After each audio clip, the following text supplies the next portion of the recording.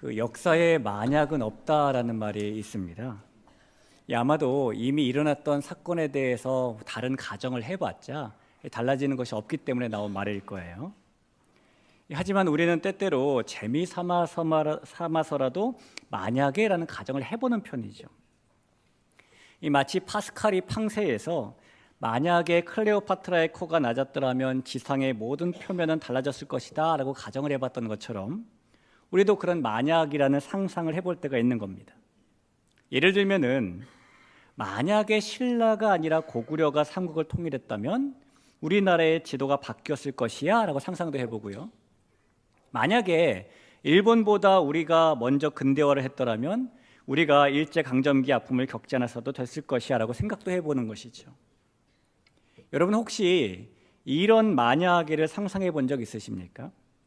만약에 하나님께서 지으신 에덴 동산이 한국 땅에 있었다면, 만약에 아담과 하와가 한국 사람이었다면, 이런 상상해 보신 적 있으실까요? 정말 만약이지만 에덴 동산이 한반도에 있었고 만약에 아담과 하와가 한국 사람이었다면 무슨 일이 일어났을까요? 만약 그랬다면 어쩌면 인류는 죄에 빠지지 않고 에덴 동산에서 아무런 걱정 없이 살았을지도 몰라요. 왜냐하면 선악과를 따먹으라고 유혹하는 뱀이 나타났을 때에 아담과 하와가 몸보신하려고 그 뱀을 잡아먹기 때문입니다. 가능성이 있죠. 여러분 혹시 이런 상상해 보신 적도 있으십니까? 만약에 아담과 하와가 선악과를 먹지 않았더라면 어떻게 되었을까라는 생각 말입니다. 이런 생각을 해보시지 않았을지라도 이런 상상을 해보셨을 거예요. 특히 어려운 일을 만나거나 힘듦을 겪고 있을 때에 아니 그 옛날에 그 아담과 하와는 왜 선악과는 따먹어가지고 우리가 이렇게 고생하게 만드나 몰라라는 생각이라든지, 아담하고 하와가 선악과를 안 먹었으면 내가 지금 이런 일을 안 겪어도 될 텐데 라는 그런 생각을 해본 적이 있을 겁니다. 지난 주일 우리는 하나님께서 왜 출애굽한 이스라엘 백성들에게 창조 이야기를 주셨는가에 대한 말씀을 나눠보았어요. 하나님께서 430년 동안 노예로 찌들어 살다가 출애굽한 이스라엘 백성들에게 너희는 더 이상 다른 피조물이나 다른 사람들의 노예가 아니라 하나님께서 존귀하게 창조하신 사람이다 라는 그 사실을 알려주시기 위해서 그 백성들에게 창조 이야기를 주셨었죠. 자, 그런데 여러분, 너희는 하나님께서 존귀하게 창조하신 사람들이야 라는 그 이야기를 들으면서 이스라엘 백성들에게는 이런 의문이 들었을 겁니다. 자, 우리가 그렇게 존귀하게 창조된 사람이라고, 우리가 만물을 다스리는 사람이라고, 그런데 그런 우리가 어쩌다 이 지경이 된 것이지? 이런 의문 말입니다. 그렇게 존귀하게 창조된 우리가 도대체 어쩌다 43년도 아니고 430년 동안 노예로 살게 되었던 것일까라는 의문이 생겼을 거예요. 여러분, 가장 큰 사랑을 받으며 하나님의 형상을 따라 존귀하게 창조된 사람이 어쩌다가 그런 신세가 되어버린 걸까요? 이 창조 이야기에 이어지는 오늘 본문 창세기 3장은 하나님께서 그런 의문을 품을 수밖에 없었던 이스라엘 백성들에게 답을 주고 계시는 말씀이에요. 오늘 우리가 영화롭고 존귀하게 창조된 사람이 그 영화와 존귀를 상실한 채 살아가게 된 이유, 세상을 다스리는 권세를 받았던 사람이 그 권세를 잃어버렸던 이유, 그 하나님께서 그 이유에 대한 답을 주시는 것을 함께 만나볼 때에 하나님께서 우리에게 동일한 은혜를 주시는 귀한 예배가 되시길 주님의 이름으로 축복합니다. 이 창세기 3장에는 인류에게 일어난 가장 비통하고 참담하고 비극적인 사건이 하나 기록되어 있습니다. 그 인류에게 일어난 가장 비극적인 사건은 아담과 하와가 하나님의 말씀을 따르지 않고 하나님께서 금지하신 선악을 알게 하는 나무의 열매를 먹은 일이죠. 그리고 그로 인해 사람이 죄를 짓고 타락하게 된 일입니다. 이런 이야기입니다. 어느 날 들짐승 중에 가장 간교한 뱀이 하와를 찾아왔습니다. 여기서 간교하다라는 것은 영리하다라는 말인데, 이 사탄이 뱀을 사용해서 하와에게 접근한 겁니다. 그리고 사탄이 사용한 뱀은 하와에게 이렇게 물었어요. 하와야, 하나님께서 동산에 있는 모든 나무의 열매를 다 먹지 말라고 하셨다며? 라고 물었습니다. 그래서 하와는 아니야, 하나님께서 다른 모든 것은 다 먹어도 된다고 하셨고 딱 하나, 동산 중앙에 있는 저 나무 열매만 죽으니까 먹지 말라고 하신 거야 라고 뱀의 말을 정정해 주었어요. 그러자 뱀이 하와야, 내가 잘못 알고 있는 거야. 너 다른 열매들 먹어봤지? 먹으니까 죽디? 아니잖아. 동산 중앙에 있는 그 열매라고 뭐 특별한 줄 알아? 똑같아. 그거 먹어도 안 죽어 라고 말하며 하와의 마음을 흔듭니다. 그래서 하와가 그 나무를 바라보았더니 열매가 보암직도 하고 먹음직도 하고 탐스럽기도 했어요. 이미 하와의 마음이 흔들렸다는 겁니다. 그래서 결국 하와는 하나님께서 금하신 그 열매를 먹었고 게다가 남편인 아담에게 주어서 먹게 했죠. 우리가 그 결과를 너무나 잘 알고 있습니다. 그 일 때문에 아담과 하와를 대표로 해서 모든 사람은 축복의 존재에 의해서 저주와 심판의 존재가 되어버렸어요. 여러분, 그러니 이 얼마나 인류에게 일어난 비통하고 비극적인 일입니까? 이 사건으로 인한 결과가 너무너무 참담하다 보니까 우리는 창세기를 접한 후에 이런 생각을 한 번쯤 해보게 됩니다. 아유, 하나님께서 선악과를 만들지 마시지. 굳이 만드셔가지고 안 만드셨으면 아담과 하와가 먹을 일도 없었을 것이고 그들이 안 먹었으면 죄도 안 지었을 것이고 이런 생각으로 우리는 한 번쯤 해보는 것이죠. 자, 성도 여러분, 하나님께서는 먹지도 못하게 하실 것이면서 선악과는 도대체 왜 만드신 것일까요? 하나님께서 아담과 하와가 빠질 함정을 하나 만들어 놓고 그새 빠져라 빠져라 이렇게 바라시면서 선악과를 바라보시기 위해 만드신 것일까요? 아니겠죠. 이 선악과라는 열매가 달리는 나무의 이름은 선악을 알게 하는 나무입니다. 이 존귀한 존재로 창조된 아담은 하나님께 만물을 다스리는 사명과 축복을 받았어요. 그래서 아담이 그 사명대로 만물을 다스리기 시작했는데 그 다스림의 시작은 그 만물에게 이름을 지어주는 것에서부터 출발합니다. 창세기 2장 20절을 보시죠. 아담이 모든 가축과 공중의 새와 들의 모든 짐승에게 이름을 주니라 라고 말하죠. 자, 그러면 여러분, 이 선악과라는 열매가 달리는 나무의 이름도 아담이 지어준 걸까요? 아담이 앞으로 이 나무는 선악을 알게 하는 나무라고 부른다 라고 명명한 것일까요? 성경에 선악을 알게 하는 나무라는 말이 가장 먼저 나오는 것은 창세기 2장 17절이에요. 우리가 16절부터 17절 한번 보죠. 여호와 하나님이 그 사람에게 명하여 이르시되 동산 각종 나무의 열매는 내가 임의로 먹되 선악을 알게 하는 나무의 열매는 먹지 말라. 내가 먹는 날에는 반드시 죽으리라 하시니라. 이 부분이죠. 자, 이 말씀들의 순서를 보면은 아담이 만물에게 이름을 지어준 것은 20절에서의 일인데 선악을 알게 하는 나무라는 이름은 그 이전인 17절에 나오는 것입니다. 그렇다면 이 나무의 이름을 아담이 지어준 것이 아니라고 봐야 되겠죠.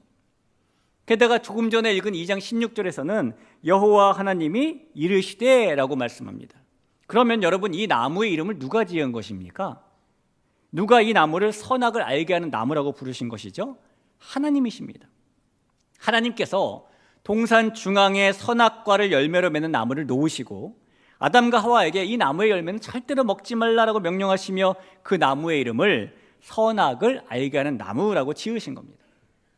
그리고 하나님께서 지으신 그 이름에 그 나무를 만드신 이유가 엿보여요.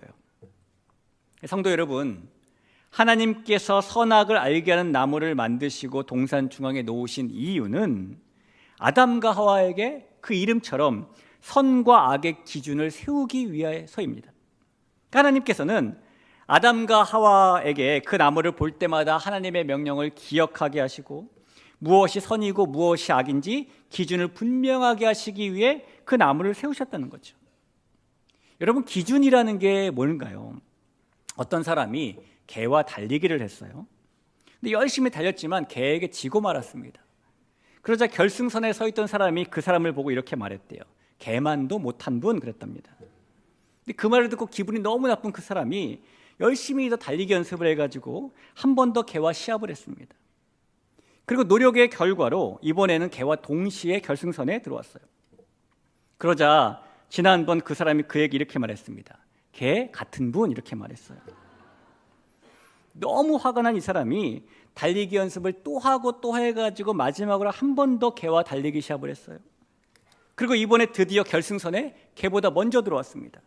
그리고 의기양양하게 지난번에 그 사람을 쳐다보았어요. 그러자 그 사람이 이렇게 말했대요. 개보다 더한 분 이랬답니다. 여러분, 무엇인가를 중심에다 딱 놓고 그것과 비교해서 덜하다, 비슷하다, 더하다라고 평가하게 하는 것, 구분하기 위해 그 중심에 놓은 것이 바로 기준이라는 겁니다. 하나님께서 아담과 하와에게 주어서 선악을 알게 하는 나무, 심으신 그 나무가 바로 그런 기준이 되는 나무였다는 겁니다. 너희는 존귀하게 창조되었다. 내가 너희에게 만물을 다스릴 권세도 주었다. 그러나 그렇다고 해서 너희가 내가 너희의 창조주임을 잊어서는 안 된다. 그렇다고 해서 너희가 내가 하나님인 것을 망각해서는 안 된다.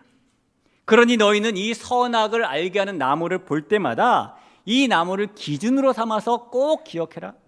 나는 너희에게 만물을 다스릴 수 있는 권세도 줄 수 있고, 나는 너희에게 무엇인가를 금지하도록 명령할 수도 있는 너희의 하나님이다.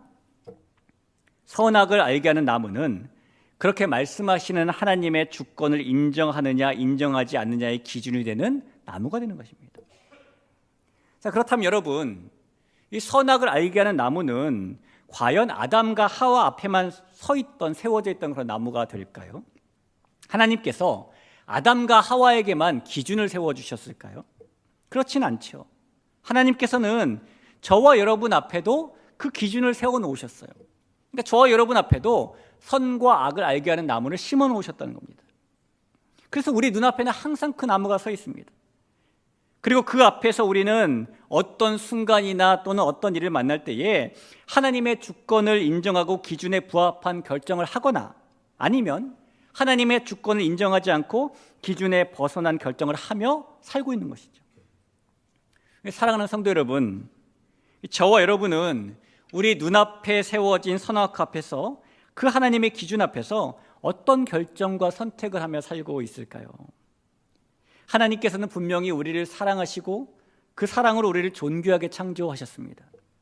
시편 8편에 있는 말씀처럼 하나님께서 우리에게 영화와 존귀로 관을 씌워주셨고, 우리에게 창조하신 모든 만물을 다스리게 하셨고, 그 만물을 우리 발 아래 두셨어요. 하지만 하나님께서는 그런 우리 앞에 선과 악을 알게 하는 나무라는 기준도 분명하게 세워놓으셨습니다.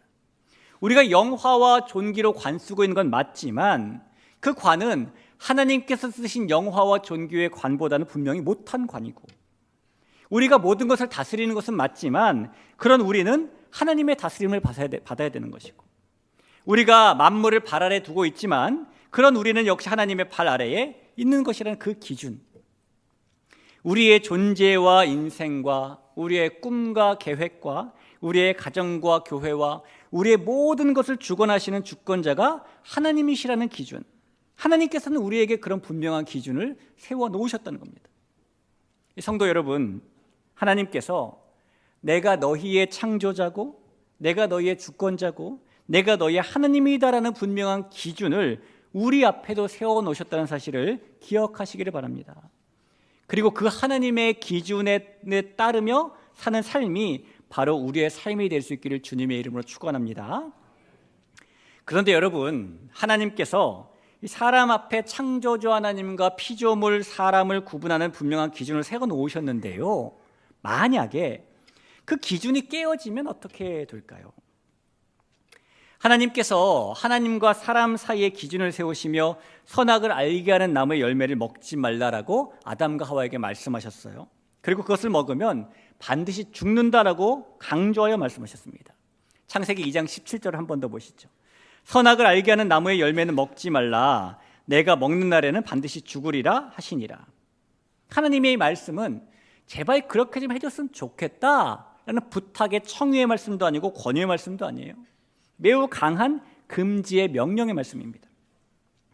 그래서 아담과 하와는 동산 가운데 서 있는 이 금령의 나무를 보면서 하나님께서 세우신 기준을 준엄하게 기억하고 지켜야만 했어요. 하지만 우리가 아는 바대로 뱀의 유혹을 받은 아담과 하와가 그 유혹으로 마음이 흔들리게 되자 하나님께서 세우신 엄중한 기준을 깨뜨려 버리죠. 6절을 보겠습니다. 여자가 그 나무를 본즉 먹음직도 하고 보암직도 하고 지혜롭게 할 만큼 탐스럽기도 한 나무인지라 여자가 그 열매를 따먹고 자기와 함께 있는 남편에게도 주매 그도 먹은지라. 이런 일이 벌어진 겁니다. 여러분, 이 선악과 사건 전과 후에는 확연한 변화가 나타났죠. 확연한 변화는 단연코 세상에 죄가 생겼다는 거예요. 이 선악을 알게 하는 나무라는 말에서 알다라는 말은 지식과 재능이라는 두 가지 의미를 가진 말입니다. 그러니까 선악과 사건 전에 아담과 하와에게는 선에 대한 지식과 선을 행할 재능이 있었어요. 그런데 선악과 사건 이후에 그들에게 악에 대한 지식도 생기고 악을 행할 재능도 생겨버린 것이죠. 우리에게도 증거로 나타나는데, 사람이요, 궁지에 몰리면 누가 가르쳐주지 않았는데도 변명이 저절로 튀어나오죠. 사람이 화가 치밀어 오르면 배우지도 않았는데 마음속에서 저주의 말이 내뱉어지죠. 갓난 어린아이들을 보세요. 엄마 아빠 모르게 뭘 손에 쥐잖아요. 본성적으로 이게 잘못이라고 아니까 손을 어떻게 하냐면 이렇게 감춥니다. 그렇죠? 선악과 사건 이후에 사람은 악을 행할 재능이 생긴 거예요. 여러분, 이 죄라는 게 도대체 무엇입니까? 아담과 하와가 선악과를 따먹은 후 그들에게, 그리고 모든 인류에게 죄가 시작되었는데, 반역이며 불순종인 이 죄의 본질이 도대체 무엇일까요? 이 사람에게 시작된 죄의 본질은 선악의 기준이 달라진 거예요. 선악과를 먹는 불순종을 행하기 전까지 아담과 하와에게 선과 악의 기준은 창조주이신 하나님이셨고 하나님의 말씀이었습니다. 하나님 자체가 그들에게 기준이 되었고 하나님께서 주신 말씀이 그들에게 기준이 되었어요. 그러나 하나님께서 정해놓으신 선을 넘고 하나님께서 금지하신 선악과를 먹은 후에 그들은 더 이상 하나님이나 하나님의 말씀을 기준으로 삼는 것이 아니라 다른 것을 선과 악의 기준으로 삼아버려요. 그 다른 것이 무엇인지 한번 볼까요? 창세기 3장 22절을 보시죠. 여호와 하나님이 이르시되 보라, 이 사람이 선악을 아는 일에 우리 중 하나같이 되었다라고 말씀하시죠. 자, 이 사람이 선악을 아는 일에 우리 중 하나같이 되었다라는 말은 선악을 아는 일에 있어서 하나님과 같이 되었다는 말이잖아요. 이게 도대체 무슨 말일까요?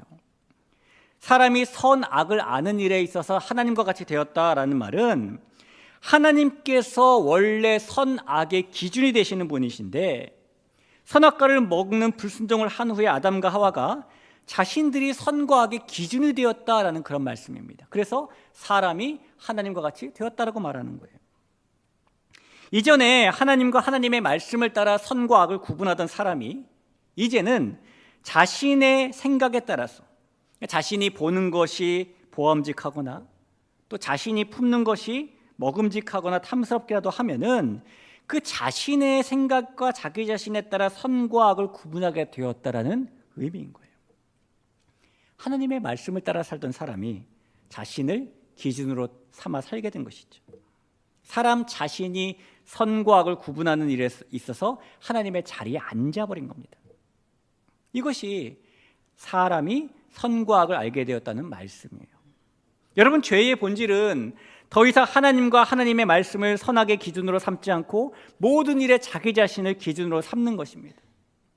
이 아담과 하와의 행태를 한번 보세요. 아담과 하와가 이 나무의 열매를 먹지 말라, 먹는 날에는 반드시 죽는다라고 말씀하신 하나님의 말씀을 잘 알면서도 열매 먹기를 선택했다는 것은 결국 그들이 더 이상 하나님이나 하나님의 말씀을 기준으로 삼지 않겠다는 거예요. 하나님의 말씀을 신뢰하지 않겠다는 겁니다. 그러니 아담과 하와의 진짜 문제는 하나님의 말씀을 믿지 않은 겁니다. 이 선악과 사건이라는 것이 그 열매를 따서 먹은 행위 자체만 문제가 되는 것이 아니에요. 하나님께서 아담과 하와에게 어떤 경우에도 하나님을 기준으로 삼아 신뢰하고 믿는 믿음을 가지기 원하셔서 그 기준을 세워두신 것인데 그들이 그 선악과를 먹음으로써 하나님과 그들 사이에 있던 신뢰와 믿음의 관계를 깨트린 것, 이것이 그들이 가진 진정한 문제가 되는 것입니다. 그러니 하나님께서 아담이나 하와를 찾으셨을 때에 그들은 숨어 있을 수밖에 없었죠. 오늘 9절과 10절을 보시죠. 여호와 하나님이 아담을 부르시며 그에게 이르시되 내가 어디 있느냐? 이르되 내가 동산에서 하나님의 소리를 듣고 내가 벗었으므로 두려워하여 숨었나이다 라고 말합니다. 그리고요, 정말 이상한 일이 일어나는데 하나님께서 잘못을 지적하시자 아담이 자기를 방어하기 위해서 하나님께 죄의 원인을 뒤집어 씌웁니다. 창세기 3장 12절을 보세요. 아담이 이르되 하나님이 주셔서 나와 함께 있게 하신 여자 그가 그 나무 열매를 내게 줌으로 내가 먹었나이다 라고 말하죠. 이 얼핏 보면은 아담이 이 선악과를 먹은 이유를 아내인 하와 탓으로 돌리고 있는 것 같지만 실제로 자세히 보면 하와를 자신의 아내로 창조하신 하나님 탓이라고 말하고 있는 거예요. 하나님이 주셔서 함께하게 하신 그 여자가 주었잖아요. 이렇게 말하는 겁니다. 하와도 마찬가지예요. 자신이 선악과를 먹은 것이 뱀 때문이라고 말하는 것 같지만 자세히 보면 그 뱀을 창조하신 하나님 탓으로 돌리고 있는 거예요. 여러분 보세요. 아담과 하와는 심지어 자기 기준으로 하나님을 보기 시작하는 겁니다. 그들은 자기를 보호하기 위해서 하나님께도 죄를 뒤집어 씌울 정도로 모든 것에 자기 자신을 기준으로 삼고 사는 사람이 되어버린 겁니다. 성도 여러분, 다만 우리가 윤리적으로 살지 않는 것 또는 우리가 마음을 악하게 가지는 것만이 죄가 아닙니다. 하나님이 아니라 우리 스스로를 기준으로 삼고 사는 것, 그것이 우리가 가진 죄의 본질이에요. 하나님께서 모든 것의 기준이라는 믿음에서 벗어나서 모든 것의 기준을 자기 자신으로 삼고 살아가는 것이 죄라는 겁니다. 이 자리에 앉아있는 저와 여러분은 무엇을 기준으로 삼고 살아가고 있을까요? 하나님을 기준으로 삼고 살아가고 있을까요? 아니면 우리 자신을 기준으로 삼고 살아가고 있을까요? 이 음속인 마하의 속도로 하늘을 나는 전투기들이 가끔씩 겪게 되는 사고의 원인 중에 버티고라는 것이 있어요. 이 버티고라는 것이 뭘 막 버틴다 이런 뜻이 아니라 영어 단어 중에 vertigo 읽으면 버티고죠. 이런 단어가 있습니다. 거기서 나온 말이에요. 이 버티고는 조종사의 비행 착각 때문에 일어나는 것인데요. 이 전투기 조종사가 캄캄한 밤이나 아니면 구름 속이나 드넓은 바다 위를 비행할 때에 몇 바퀴를 막 아래 위로 뒤집다 보면은 하늘과 바다를 구분하기 힘들어지는 감각을 만날 때가 있답니다. 그런데 그러다 보면은 분명히 비행기는 거꾸로 뒤집어져서 배면 비행을 하고 있는데 조종사의 감각은 여전히 위는 하늘이고 아래는 땅이다 바다다라고 착각하는 경우가 생긴대요. 그때 이 조종사가 상승하기 위해서 조종관을 당기면 이 전투기가 뒤집어진 채로 비행하고 있었기 때문에 실제로는 아래로 추락하게 되는 것이죠. 이런 사고를 버티고라고 부릅니다. 그런데 여러분, 이 버티고가 원인인 사고를 방지하는 방법은 의외로 간단합니다. 이 방법은 조종사들이 자신이 느끼는 감각보다 계기판을 보고 신뢰하는 거예요. 계기판을 보면은 지금 전투기의 상태가 어떤지 또는 고도가 높아지는 것인지 낮아지는 것인지 그런 상황을 다 알 수 있기 때문입니다. 그래서 자신의 감각을 따라가지 않고 계기판을 따라갈 때 버티고로 인한 사고가 일어나지 않을 수 있어요. 성도 여러분, 우리에게도 이 삶의 선과 악에 대한 하나님의 기준이라는 분명한 계기판이 있습니다. 그리고 우리는 우리의 기준이 아니라 하나님의 기준이라는 그 계기판을 신뢰해야 돼요. 만약에 우리가 매우 유명한 화가에게 그림 한 점을 선물 받았다고 한번 생각을 해보죠. 그리고 이 그림을 집에 있는 빈 액자에다 넣어서 방에 걸어두려고 생각을 합니다. 근데 그림을 가져오고 와봤더니 집에 있는 액자가 그림에 비해 너무 작은 거예요. 여러분, 그때 우리는 그 그림 크기에 맞는 새 액자를 구매해야 될까요? 아니면 액자 크기에 맞게 그림을 잘라내야 될까요? 이 그림의 가치를 아는 사람은 당연히 액자에 맞게 그림을 잘라내는 것이 아니라 그림에 맞는 액자를 구하죠. 우리에게는 하나님의 기준이라는 것이 주어져 있습니다.